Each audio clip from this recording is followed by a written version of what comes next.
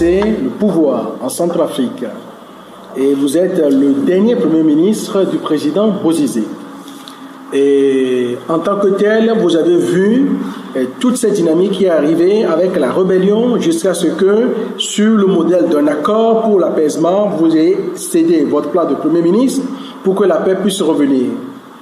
2 ou 3 ans après, nous avons l'impression que tout n'a pas vraiment fonctionné. Tout n'est pas au beau fixe. On ne peut pas dire qu'il n'y a pas des légères améliorations en Centrafrique, mais la situation d'aujourd'hui nous interroge. Alors, ayant exercé le pouvoir à ce niveau, ayant vu ce que vous avez vu, et aujourd'hui, la dynamique dans laquelle vous voulez vous engager, forcément, vous n'êtes pas une personnalité neutre. Ça interroge et ça interroge davantage. Donc, on a envie de vous entendre, surtout que vous vous êtes imposé une cure de silence depuis que vous avez quitté le pouvoir, et je pense que c'est l'une des rares fois où nous avons l'opportunité de vous écouter en public. C'est-à-dire que votre parole est entendue en tant que témoin, et demain, en tant que peut-être acteur, comme vous l'aspirez. Je vous donne la parole si vous voulez bien. Prendre rebond sur ce que vous venez de dire, que pendant longtemps, j'ai fait une cure de silence que je ne me suis pas prononcé. Ça, c'est vrai. Et c'est un choix délibéré. Au sortir des accords de Libreville, il était question que l'opposition démocratique puisse avoir le poste de Premier ministre. Fort de cela, je n'ai pas attendu. Au retour du président de la République, j'ai dû, pour lui permettre justement de satisfaire cette partie de décision qui était issue des accords de Libreville, j'ai donc dû démissionner dans le cadre de favoriser la paix, puisque c'était l'un des éléments pour que le pays puisse retrouver la paix. Donc j'ai dû démissionner. Vaille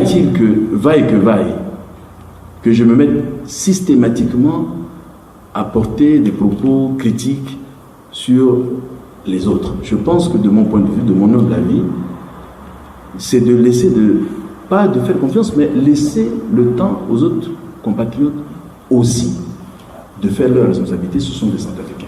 Mais malheureusement, sans commentaire, c'est pour cela que je me suis tué. Et aussi, à l'époque, j'étais protégé par les Nations Unies. Et pendant quelques temps, pendant plus de 6 mois, mais de devoir, dans le cadre de cette protection, m'imposer aussi des devoirs de réserve. Je ne pouvais pas transgresser ces principes par rapport à ceux qui me protégeaient en ce moment-là.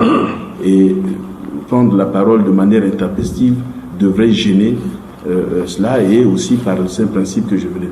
Mais cela étant, le 4 août dernier, j'ai donc fait une déclaration de candidature. Pourquoi cet engagement? On avait dit pour la sortie de crise qu'il faudrait le retour à l'ordre constitutionnel. Donc il faudrait choisir des dirigeants. Et nos compatriotes doivent choisir des dirigeants qui vont permettre de garantir une paix durable. Il faudrait un profil, un bon profil. Il faudrait que celui qui sera élu puisse être en mesure. Oui, monsieur le modérateur, je suis prêt, j'y viens. L'avant plusieurs. J'y viens là. Merci. Il faudrait que cette personne-là soit en mesure de rassembler nos compatriotes, de parler aux uns et aux autres. Que cette personne-là puisse avoir l'expérience nécessaire, parce que dans cette situation-là, il ne faut pas venir tâtonner. Il faut être au fin des dossiers, et accélérer le processus de relance de l'économie, de la recherche de la paix. Donc il faut être au fait des dossiers, il faut être expérimenté. Et aussi, il faut être d'une moralité et d'une intégrité irréprochable.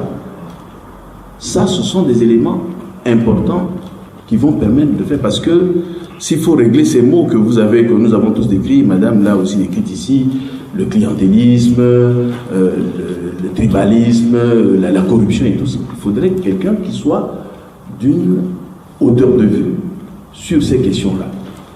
Et face à ça,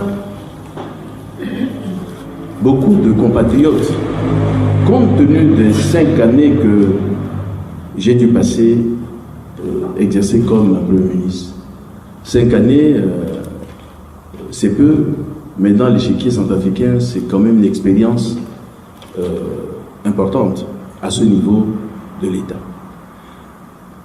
J'ai été encouragé dans cela par beaucoup de compatriotes, compte tenu de la situation, et aussi pour permettre justement, parce que nous ne pouvons pas continuer à regarder notre pays descendre. Au bas-fond, il faudrait que chacun puisse voir ce que lui peut faire pour son propre pays.